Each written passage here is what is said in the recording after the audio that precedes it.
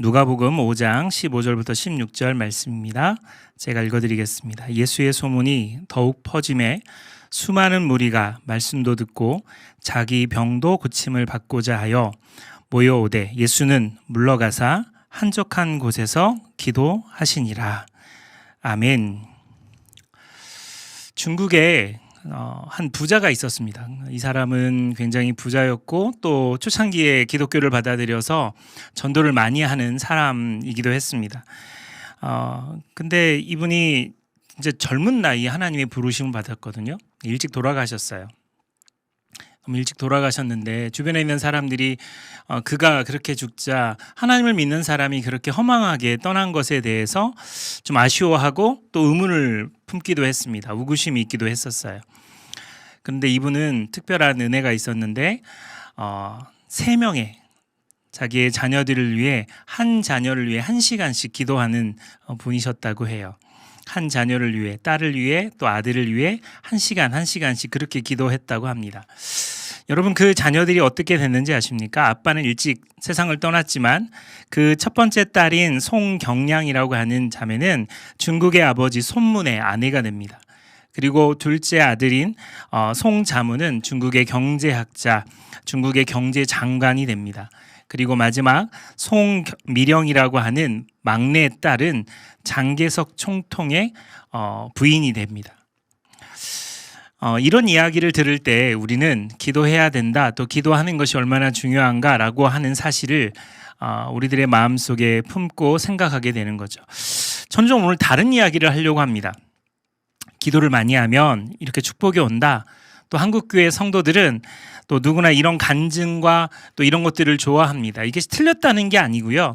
그런 이야기들이 동기부여가 되기도 하지만 기도는 성공의 비결을 얻기 위해서 하는 것도 아니고 또 고난의 돌파구만을 위해 존재하는 것도 아닙니다. 또 부흥의 핵심이 기도이긴 하지만 그것만을 위해서 기도를 하는 것은 아닙니다. 우리가 새벽기도, 수요예배, 금요기도에 이런 기도 프로그램을 통해서 우리의 기도를 점검하고 하나님께 나아가는 것이 몸에 배어있는 습관이죠. 새벽기도가 없거나 또 금요기도가 없거나 수요예배가 없으면 기도하는 것이 멈추는 것인가요? 우리는 제자훈련을 받습니다. 근데 제자훈련을 딱 멈추는 순간 갑자기 삶에 믿음이 바닥난 것처럼 그렇게 좀 허무하게 느껴지는 경우도 있어요. 프로그램으로 우리의 기도 생활, 우리의 신앙 생활을 이어간다면 이와 같은 결과들을 쉽게 얻을 수 있다는 사실입니다. 요셉은 예굽으로 팔려갔을 때 좋은 교회를 만나거나 좋은 선교단체를 만나서 그의 신앙을 이어갔던 것이 아닙니다. 다윗이 광야에 갔을 때 좋은 신앙 공동체를 만났기 때문에 그가 믿음을 지키고 미친 왕 사울에서 벗어났다, 이렇게 설명할 수 없습니다. 정권이 3번이나 바뀌었던 다니엘은 포로 생활 중이었고 그곳에 교회나 선교단체가 있어서 그들의 믿음을 유지하고 지키는 것이 아니었습니다. 사자굴에 들어갔고 또 들어갈 수밖에 없는 상황을 기도하는 것 때문에, 그래서 열린 창에서 기도하는 것 자체가 목숨을 내걸 만한 어려움이 있었지만 그는 기도하는 것을 멈추지 않았습니다.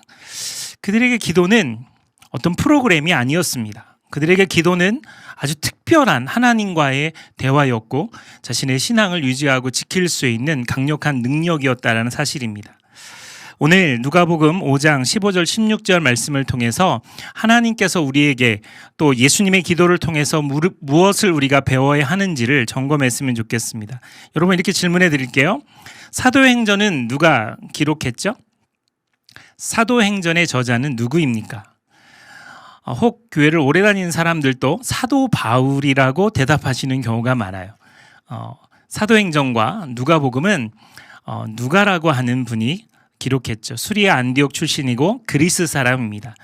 유일하게 이방인 개종자인 이 누가라고 하는 사람이 누가복음과 사도행전을 기록했어요. 누가복음은 수없이 많은 당시에 초대교회 그 믿음을 지켰던 사람들, 사도들, 그리고 성도들, 교회들, 거기에 증언을 따라서 누가복음을 기록했고요. 사도행전은 사도 바울과 함께 전도 여행을 했던 과정에서 그가 그것들을 기록했던 것을 볼 수 있습니다.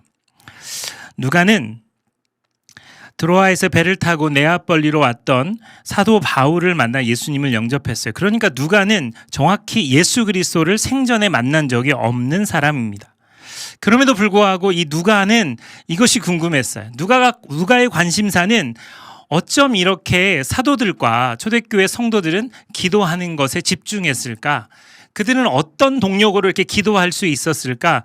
그들은 기도하는 것을 좋아했고 또 기도하는 것에 전심을 다했던 사람들의 모습을 보면서 누가는 그들의 기도의 동력, 모델이 누구였을까? 이것이 궁금했습니다. 초대교회 사람들은 함께 모여 기도했어요. 그리고 기도에 전심으로 또 전혀 힘썼습니다. 일심으로 기도했습니다. 통성으로 기도했어요. 구시 기도에 이렇게 시간을 정해서 기도하기도 하고요. 금식하며 기도하기도 했습니다. 그래서 그들의 기도에는 기사와 표적이 나타났습니다.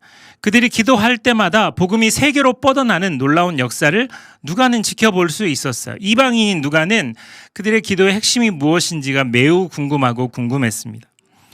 근데 여러분, 마태복음은 예수님의 제자인 마태가 지었고요. 마가복음은 예수님의 제자는 아니지만 베드로의 영적인 아들이었던 이 마가가 베드로의 이야기를 토대로 예수님의 행적을 기록해 놓았습니다. 근데 마태복음에서는 예수님의 기도의 흔적이 그렇게 많이 나오지 않습니다. 오병이어의 기적 이후에 산기도를 가셨던 예수님의 모습, 그리고 어린아이에게 축복하셨던 예수님의 모습, 겟세마네 동산에서 기도하셨던 예수님의 모습, 그 정도밖에 나오지 않아요. 교훈에 대한 이야기는 자주 나옵니다. 원수 사랑에 대한 기도, 가식적인 기도를 하지 말고 골방에서 기도해야 한다. 또 주님의 가르쳐 주신 주기도문, 구하고 찾고 두드리는 기도에 대한 이야기, 이런 종류의 교훈들은 많이 나오지만 예수님의 기도에 대한 흔적은 찾기가 어렵습니다. 마가복음 더 심합니다. 아침 일찍 일어나 한적한 곳에 가서 기도하셨던 기도의 내용과 또 무화과 나무, 열매를 맺지 못하는 무화과 나무를 저주할 때 기도가 등장하는 거죠. 앞에서 말씀드린 것처럼 누가는 예수님의 생전의 모습을 본 적이 없는 사람이에요. 그런데 누가의 관심은 기도에 있었어요.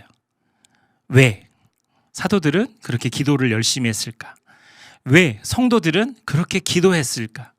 그들의 기도의 흔적을 찾고 찾으면서 누가는 누가복음에서 예수님의 기도를 아주 생생하게 자세하게 기록하고 있습니다. 세례 받으실 때 기도하셨던 모습들, 또 오늘 본문에 나온 것처럼 예수님이 무리가 말씀을 듣기를 원하고 치유받기를 원하는데 그들을 놔두고 한적한 곳에 가셔서 물러가셔서 기도하셨던 그 모습, 또 위기 상황에서 산상에서 철야로 기도하셨던 부분, 제자들을 세우기 위해 밤새 기도하셨던 모습들, 그리고 기도하고 있는 모습을 본 제자들이 예수님께 기도를 알려달라고 했을 때 주기도문을 가르쳐 주신 부분, 감람산에 올라가서 자주 밤에 기도하셨던 것, 베드로를 위해서 특별한 기도를 하셨던 것, 겟세마네 동산에서 영적 전쟁을 선포하고 기도하셨던 모습들, 십자가에 달려 죄 용서를 했던 그 기도, 마지막 운명하시면서 하셨던 기도의 모습들, 밤에 친구가 찾아와서 빵을 빌리려고 하는 그 친구의 기도의 모습, 또 항상 기도하고 낙심하지 말라고 하며 불의의 재판관에게 대항했던 과부의 기도의 모습, 겸손하게 기도했던 세리의 모습과 또 교만한 바리새인과의 그 비교되는 기도의 비유, 그리고 예수님의 재림을 준비하라는 기도의 내용들, 이런 것들이 어마어마하게 많이 나옵니다. 사복음서 중에 누가는 예수님의 기도에 포커스를 맞춰서 설명하고 있어요. 예수님은 철저히 기도하는 사람이었습니다. 기도하는 모습을 보여주셨어요. 아마 예수님 생전에는 제자들도 기도하지 않았을 겁니다. 그럼에도 불구하고 예수님은 그들을 내버려 주셨어요. 그런데 예수님이 돌아가시고 난 이후, 예수님이 십자가에 달리시고 또 그들이 예수님의 부활 이후에 오순절 다락방에 모여서 기도하면서 기도가 불타기 시작합니다. 함께 모여서 120문도가 기도하고 그들은 기도의 절정을 보게 되었습니다. 그리고는 기도에 대해서 깊이 묵상하고 생각하며 나아가기 시작했다라는 사실입니다. 오늘 본문의 이야기를 좀 들어가 볼게요. 예수의 소문이 더욱 퍼짐에 수많은 무리가 말씀도 듣고 자기 병도 고침을 받고자 하여 모여오되, 여러분, 말씀과 치유 사역, 예수님의 주된 사역이셨습니다. 하나님의 말씀을 선포하는 것 매우 중요한 일입니다. 말씀은 너무너무 중요합니다. 그리고 사람들이 병들었는데 그들을 치유하는 사역도 매우 중요합니다. 그럼에도 불구하고 예수님은 그 말씀을 증거하는 것과 그들을 치유하는 것을 뒤로 하고 한적한 곳에 물러가서 기도를 선택하셨습니다. 예수님 무슨 기도를 하셨을까요? 만약에 이 본문이 저나 또 목사님들에게 해당된다면 하나님 저에게 능력을 주세요. 그들을 치유할 수 있는 능력을 주세요. 하나님 내가 말씀을 증거하고 싶은데 정말 바르고 온전한 말씀을 증거하도록 나에게 말씀을 깨닫는 분별력을 주세요. 지혜를 주세요. 이렇게 기도했을 거예요. 근데 예수님은 능력 그 자체이시죠. 예수님은 하나님 그 본체이십니다. 그분이 하나님 앞에 기도할 때 나에게 능력을 달라고, 요즘 베드로 때문에 속상한데 이 관계를 회복시켜 달라고, 이런 식의 기도는 하지 않으셨을 것 같아요. 아까도 말씀드렸던 것처럼 우리가 부응하게 또 우리의 사역을 위해서 기도하거나 또 우리의 앞날과 여러 관계적인 부분, 물질의 문제 이런 것들을 놓고 기도한다고 치면 오늘 우리는 기도의 본질을 많이 잃어버리게 되는 것입니다. 예수님의 기도의 핵심은 하나님과의 교제였습니다. 그리고 하나님과의 대화였어요. 예수님의 기도의 핵심은 하나님과의 대화였습니다. 우리가 주일학교 아이들에게 이렇게 가르치죠. 기도가 뭐냐? 그럼 하나님과의 대화라고 말합니다. 그럼에도 불구하고 우리는 기도라고 하는 것을 묵상하고 생각할 때마다 내가 하고 싶은 말, 또 내 사역, 내가 원하는 것, 바라는 것을 구하고 호소하는 것, 그 정도 선에서 기도를 놓칠 때가 참 많아요. 그래서 하나님의 음성을 듣거나 하나님 아버지의 마음을 느끼거나 내가 다 내 모든 것을 내려놓고 주님이 원하시는 것을 따라서 순종하는 그런 모습을 보이기 이전에 내가 하고 싶은 얘기를 다 쏟아버리고 기도를 잘했다라고 착각할 때가 많습니다. 기도를 놓치는 거죠. 주님과의 교제, 주님과의 만남, 하나님 아버지의 마음, 이런 것들을 간구하고 구하고 또 듣고 경청하고 따라가는 것, 그게 바로 기도라는 것입니다. 여러분의 기도는 잘 되고 계십니까? 여러분의 기도는 온전하십니까? 제가 벌써 결혼한 지가 20년 됐는데요. 제 아내하고 첫 연애할 때 이 사람 사목감이다라고 제가 확신을 가졌던 것은 제 아내는 식기도를 할 때 꽤 오랫동안 기도를 했어요. 식기도하는 시간에 5분 이상 기도하는 겁니다. 식당에 가서도 이제 밥을 먹으려고 각자 따로따로 기도하는데 저는 기도를 하나님 땡큐 아멘 진짜 간단하게 진심을 다해서 짧게 기도했는데 제 아내는 한 5분 정도를 계속 기도하는 거. 이 여자다. 정말 사목감이다. 야, 식기도를 이렇게 하면 평소에 다른 기도는 얼마나 잘할까? 이렇게 느꼈어요. 근데 아니었어요. 제 아내가 5분 기도하는 것은 그 당시에 담당 교육자가 이렇게 설명해주고 이렇게 가르쳤기 때문에 그렇습니다. 기도하는 것 우리가 평소에 잘 못하는데 아침, 점심, 저녁 먹을 때, 식사 기도할 때라도 우리 기도하자. 이렇게 교육자가 가르친 겁니다. 그래가지고 자기의 기도를 몰아서 식사 기도 때 평소에 잘 못했던 기도를 하는 거예요. 속은 거죠. 사기 결혼을 당한 거예요. 저는 그게 진짜 기도의 모습이라고 생각을 했고 나중에 알고 보니까 그런 거예요. 근데 돌아보면 우리 그런 기도도 잘 안 해요. 아침에 큐티하는 사람이 있다 쳐요. 아침에 큐티하고 난 다음에 하루 종일 기도를 못할 때가 많아요. 요즘 정말 식기도도 안 하고 그냥 일터에서 캠퍼스에서 학교에서 밥을 먹는 사람이 많아요. 하나님이 아시면 되지라고 말하면서 얼렁뚱땅 넘어가는 경우가 많이 있습니다. 그러니까 그 교육자가 제 아내에게 이야기했던 이야기는 사실 의미 있는 이야기가 되는 거예요. 최소한 아침, 점심, 저녁 밥 먹을 때만이라도 더 기도하자. 여러분, 제가 터키에 여행 갔을 때 사우나 중이었는데 무슬림 사람들이 기도하는 사이렌이 울리고 그들의 기도문이 들리자 목욕을 하던 사람이요, 그냥 벌거벗은 채 바닥에 타올을 놓고 그 자리에서 기도하는 걸 봤어요. 그게 습관적이든 아니면 그들의 의무이든 좀 가식적이든 저에겐 굉장히 충격이었습니다. 우리는 왜 그렇게 기도하지 못하지? 다시 본문으로 들어와서 예수님이 말씀 전하는 게 얼마나 중요합니까? 예수님의 치유의 능력이 얼마나 중요합니까? 그럼에도 불구하고 예수님은 하나님 아버지와 대화하는 것, 하나님 아버지와 교제하는 것, 그것을 1순위로 두셨다라는 겁니다. 시편 73편 28절에 하나님께 가까이 함이 내게 복이라. 하나님은 인간을 창조하실 때 하나님과 친밀한 교제를 나누기 위해서 인간을 창조하셨습니다. 다시 말하면 친밀한 교제를 위해서 창조하셨어요. 우리와 친밀한 교제를 나누기 위해서 인간을 창조하셨습니다. 단지 우리가 어떤 고난이나 어려움이나 문제가 있을 때 그때 하나님을 찾고 구하고 기도하는 것, 그 수준이 아니라 하나님과 더 깊은 관계를 유지하도록 우리를 부르셨다라는 겁니다. 어려움을 겪을 때 기도하는 것, 이게 아니라 내 친구 되신 주님 앞에 늘 그 친밀함으로 교제하고 사랑하고 주님께 나아가는 것, 자신의 아들을 내어주시기까지 우리를 사랑하신 그 주님, 우리가 아무리 더럽고 취한 죄를 지었어도 우리 주님은 우리를 끝까지 사랑하시고 찾도록 찾으시는 분이심을 우리가 믿는다면 우리는 언제나 하나님 앞에, 그분 앞에 우리들의 마음을 드리고 기도하고 간구할 필요가 있는 것입니다. 팀 켈러 목사님이요, 기도를 하게 되면 두 가지 결과를 얻는다고 설명하고 있어요. 첫 번째는 하나님과의 친밀감을 얻는다는 겁니다. 제가 어느 날 부교육자 생활을 하고 있을 때 금요 기도회 시간이었는데, 금요 기도회 때 다른 목사님이 인도를 하고 저도 눈을 감고 하나님이라고 부르는 순간 깜짝 놀랐어요. 왜 놀랐냐면 난 분명히 새벽 기도 인도도 했고 중간중간에 신방도 했고 중간중간 하나님의 사역을 한다고 여러 일들을 했었는데 내가 하나님이라고 부르는 이야기가 굉장히 낯설게 느껴지는 거예요.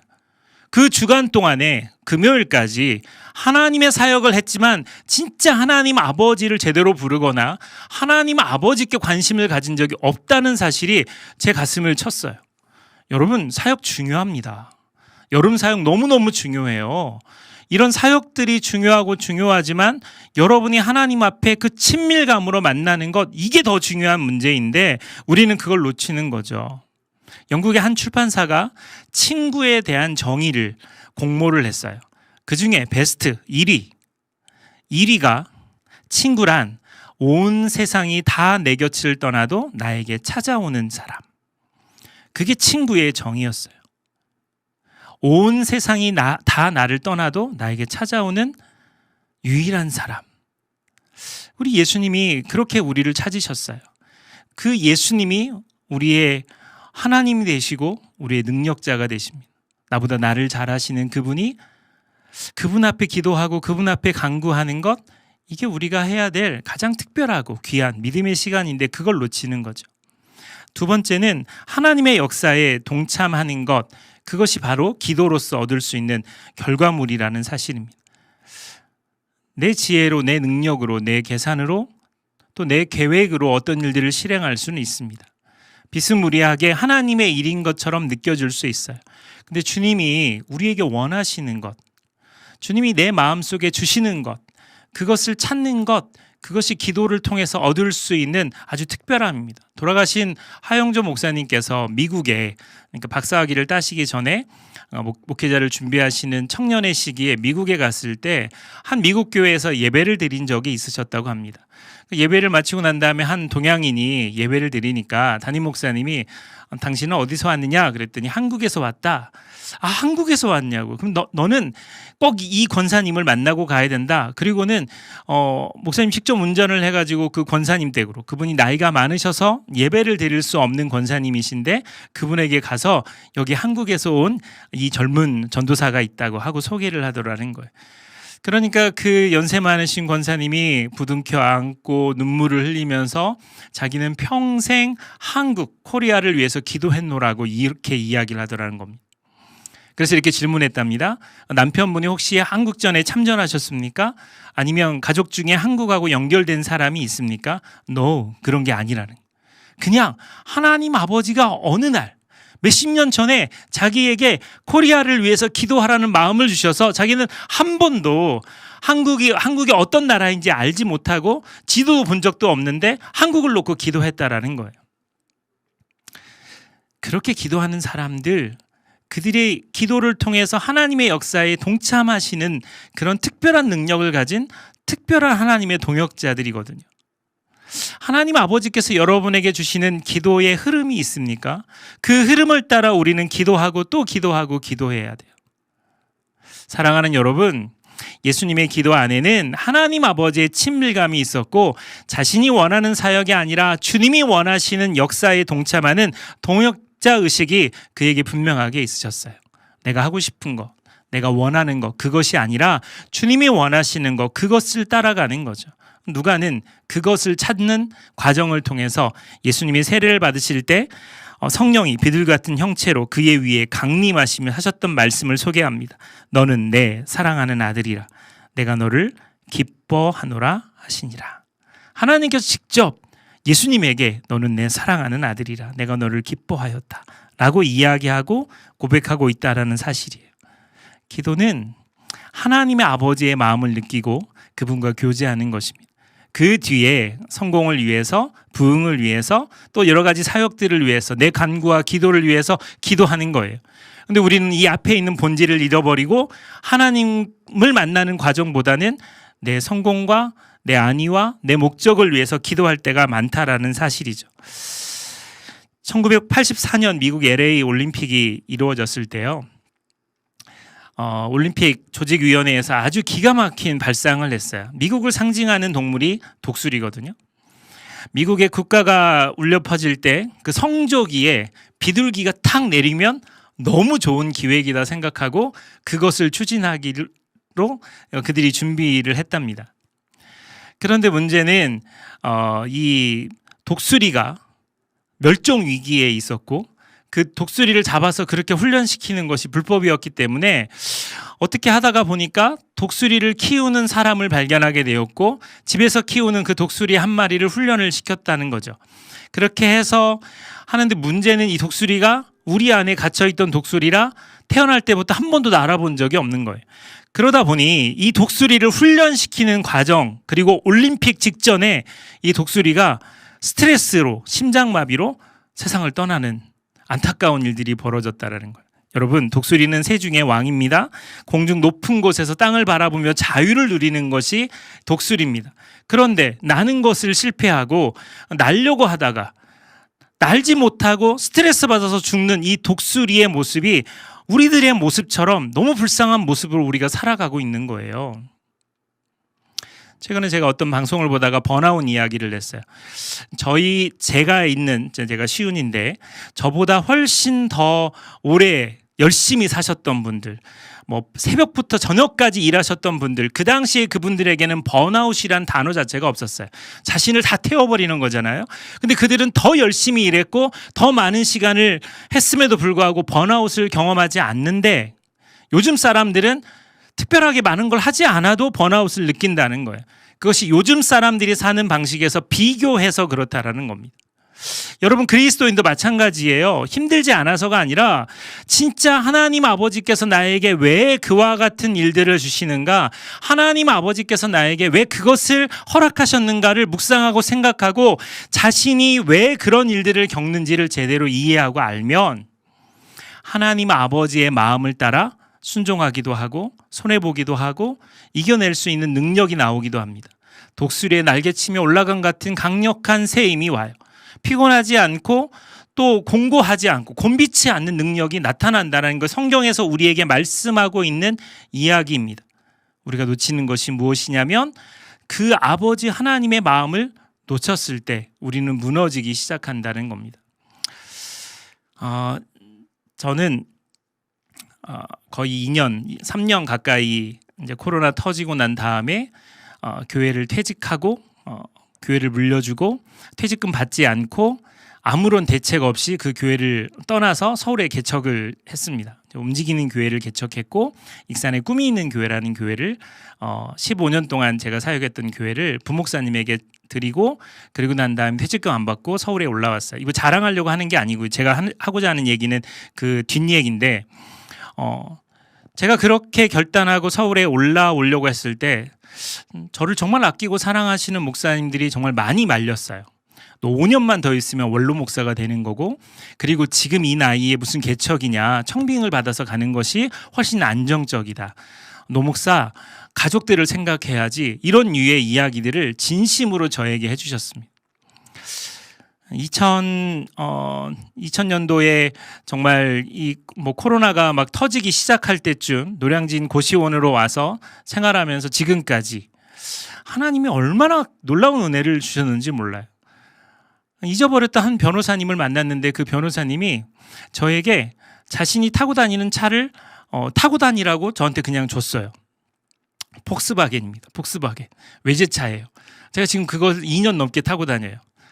죄송해요. 제가 지금 설교 방향하고 좀 달라서 여러분 다시 오해할 수 있는데, 그리고 지난 정부 때 여러 가지 일들이 있어서 서울 집값이 폭등하고 올라갔잖아요. 가족들은 익산에 있고, 그리고 저 혼자 서울에 올라와서 있으면서 가족들을 데리고 와야 되는데 어려움이 많았어요. 집이 구해지지가 않으니까, 집값이 너무나 높으니까 어려운 일들이 많았습니다. 그럼에도 불구하고 하나님께서는 아주 놀랍게 저의 집 문제를 해결해 주셨어요.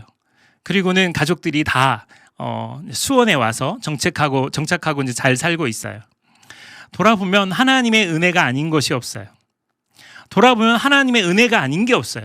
제가 아는 목사님도 많고 아는 교회도 많아요. 그런데 그런 교회들 찾아가서 저한테 좀 헌금해 주세요라고 말한 교회가 단 한 교회도 없어요.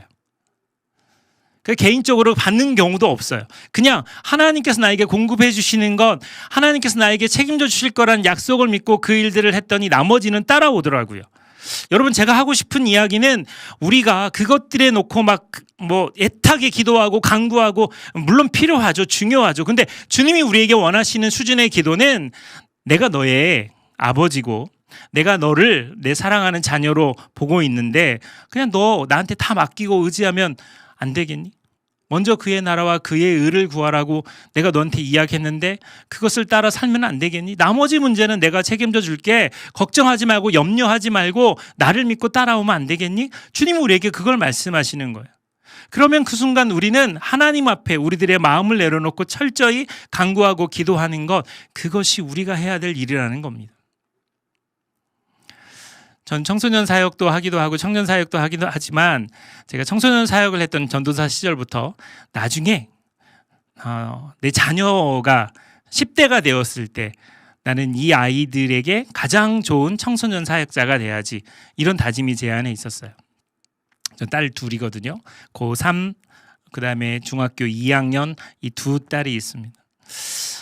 이 딸 아이들에게 죄송해요. 좀 제 자랑 같아가지고 너무 죄송한데, 이 딸 아이들에게 정말 이 어렸을 때부터 아빠와의 친밀감을 유지하기 위해서 여러 가지 프로그램을 했어요.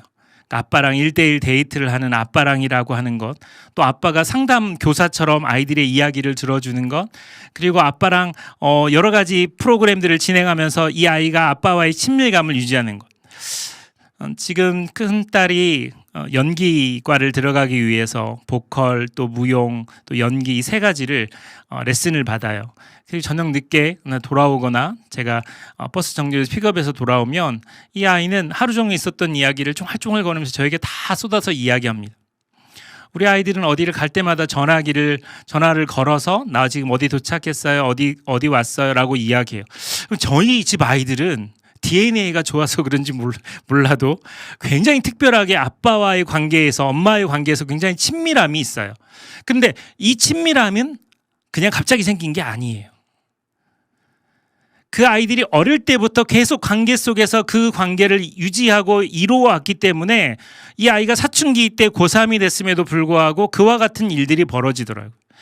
기도도 마찬가지입니다. 하나님 앞에 기도하는 기도도 우리가 평안할 때, 기도를 할 이유가 없을 그때에도 하나님을 찾고 간구하고 기도하고, 하나님의 음성을 듣고 주님이 말씀하시는 것이 무엇인지 경청하고 따라가려고 노력한다면 하나님이 우리에게 주시는 특별한 은혜를 날마다 경험할 수 있어요. 예수님의 기도가 그거였어요.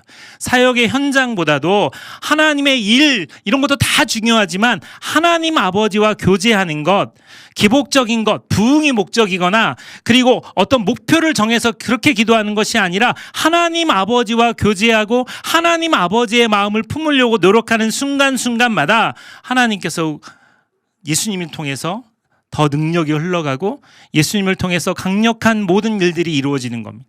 누가가 확인했던 건 그 예수님의 기도에 보니 사도들과 초대교회 성도들에게 그대로 스며 있었다라는 사실입니다.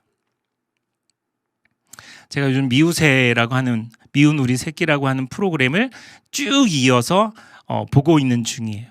최근까지 봤는데 거기에 타로카드나 역술인이나 사주나 이런 이야기들이 굉장히 빈번하게 이야기가 나옵니다. 교회를 다니는 친구들도 타로카드 한번 해보고 싶다. 내가 누군가를 좋아하는데 그 사람과 사주를 한번 해보고 싶다라고 하는 생각을 갖게 만드는 그런 배경들이 그 안에 깔려 있어요. 다시 태어나면 이런 얘기를 너무 많이 자주 해요.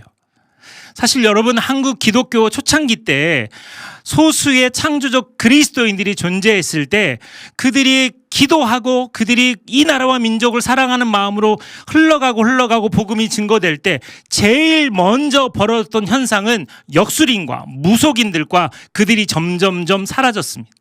목회자의 숫자도 많고 교회당의 숫자들도 많지만 교회당보다 목회자의 숫자들보다도 10배나 많은 것이 무속인들이고 점집인 것을 아십니까? 우리는 기도를 놓쳐버렸습니다. 그 본질적인 기도의 흐름을 놓치는 순간 한국교회가 위기가 찾아온 사실을 잊지 않아야 합니다. 말씀을 맺겠습니다.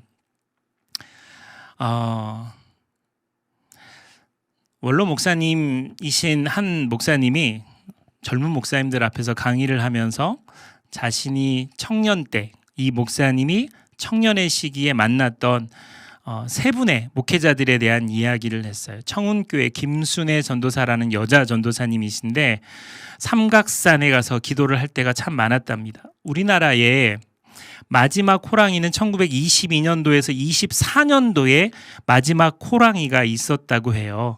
그런데 이 목사님이 김순애 전도사님이라고 하는 이 여자 전도사님, 나라와 민족을 위해서 삼각산에 올라가서 밤새 기도했던 이분의 간증을 이렇게 소개했습니다.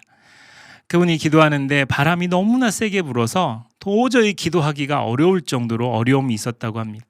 그러니까 이분이 이렇게 기도했대요. 하나님, 바람을 멈춰주든지 이 바람을 좀 막아주세요라고 기도하는데 한참 기도를 그렇게 하고 있는데 갑자기 바람이 약해진 듯한 느낌과 굉장히 포근함을 느끼면서 기도하던 도중에 눈을 떠봤더니 웬 호랑이 한 마리가 자기 옆에 앉아 있더라는 거예요.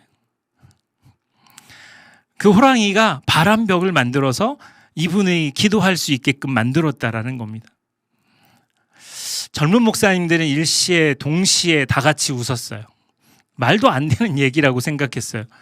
그랬더니 이 목사님이 당황해 하시면서 저에게 또 다른 목사님 이야기를 했어요. 계룡산에서 산에서 기도하시고 산에서 교회를 하시는 한길만 목사님이라는 감리교단 목사님인데 이분이 전국을 다니면서 복음을 증거하는 부흥 강사였는데 자기가 계룡산에 들어서서 집을 가려고 하는데 너무 다리도 아프고, 여러분 이게 1920년대, 10년대, 20년대 그때 벌어졌던 일인 걸 기억하세요. 그분이 산길로 접어들 때쯤 하나님 너무 힘들어요. 걸을 힘이 없어요. 빨리 집에 가야 되는데 그럴 때 갑자기 집채만한 황소만한 호랑이 한 마리가 이 목사님 옆에 나타나더니 고양이가 부비부비 하는 것처럼 이 목사님에게 다가와서 그렇게 애교를 부리더래요. 그러니까 이 목사님이 갑자기 순간적으로 타라고? 이렇게 인식을 했다는 거. 그래서 호랑이 등에 탔고 그 호랑이가 그 산길을 막 달리더니 교회 앞에 세워줬다라는 거예요. 카카오 택시도 아니고 접속도 한 것도 아닌데. 그 이야기를 들었던 저를 포함한 많은 목사님들이 막 웃었어요. 또 세 번째 이야기도 있는데 그것까지 할 필요가 없을 것 같고요.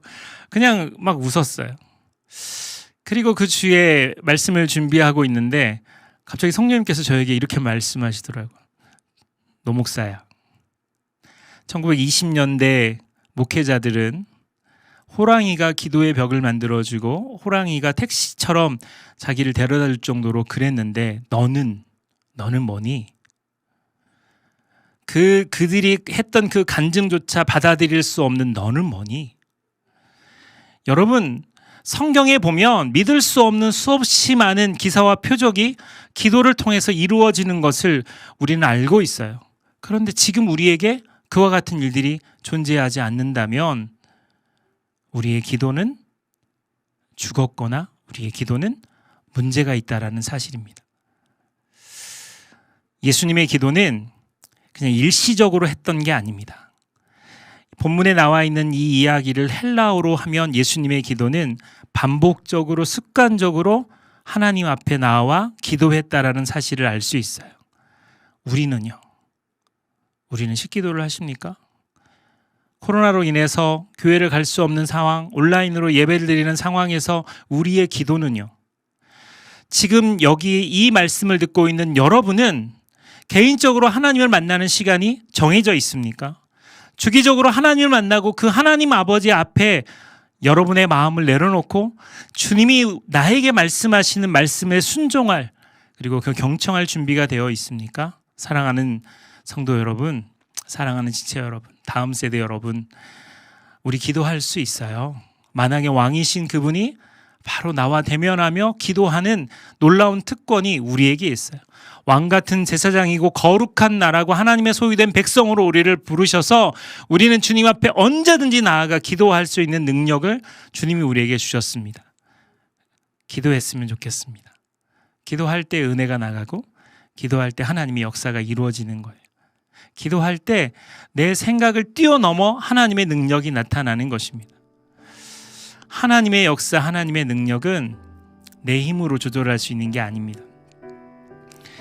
하나님의 계획하심은 내 생각과 분명히 다릅니다. 그런데 우리가 아는 것, 우리가 알고 있다고 믿는 것, 그거 가지고 우리 몸부림치며 무슨 일을 하다가 안 되면 하나님을 원망하고 실망하고 또 낙심할 때가 많아요. 손해보더라도, 누군가가 우리를 비난하더라도, 내가 하고자 하는 일들이 잘 되지 않더라도 하나님 아버지 앞에 마음을 들여 이 세상 어떤 친구보다 특별한 하나님 아버지 앞에 여러분의 마음을 드리고 그분이 나에게 말씀하시는 그 음성을 들으며 주님께 나아갈 때 우리의 무거운 짐들이 십자가 앞에서 녹아지고 우리의 무거운 문제들이 십자가 앞에서 회복되고 하나님 아버지께서 우리에게 놀라운 계획하심을 이루실 줄 믿습니다. 우린 연약합니다. 우리는 자주 넘어집니다. 우리는 죄인이고 우리는 문제투성이인 사람들입니다. 그럼에도 불구하고 전능하신 하나님을 의지하고 믿을 때, 주님을 찬양하고 주의 말씀을 붙잡고 살아갈 때 지금 당장 아무것도 보이지 않아도 하나님은 우리 가운데 역사하실 것입니다. 그리고 그 하나님의 역사를 경험하는 순간 우린 독수리의 날개침이 올라간 같은 강력한 능력이 우리 안에 나올 겁니다. 설령 내가 암에 걸렸고 설령 내가 불면증 때문에 우울증 때문에 괴롭고 힘들고 어려운 삶을 살아도 설령 내가 실패하고 낙심해서 지금 재산이 탕진되고 아무것도 없다 하더라도 설령 친구들에게 따돌림을 당해서 외로운 삶을 산다 할지라도 하나님이 나의 아버지시고 그분이 나와 함께 하시면 우리는 언제든지 승리할 수 있습니다. 기도하는 삶, 다시 주님 앞에 나아가는 삶이 저와 여러분의 인생 가운데 신실하게 펼쳐지기를 주님의 이름으로 축원합니다. 같이 기도하겠습니다. 하나님, 기도하기를 또 간구하기를 주님 앞에 나아가기를 소망합니다. 주님, 우리 한 사람 한 사람에게 은혜를 베풀어 주시고 우리가 주님 앞에 온전하게 마음을 들며 나아가게 도와주시옵소서. 전심으로 기도하게 도와주시고 단 한순간도 놓치지 않고 하나님의 아버지 마음을 따라서 기도하도록 인도하여 주옵소서.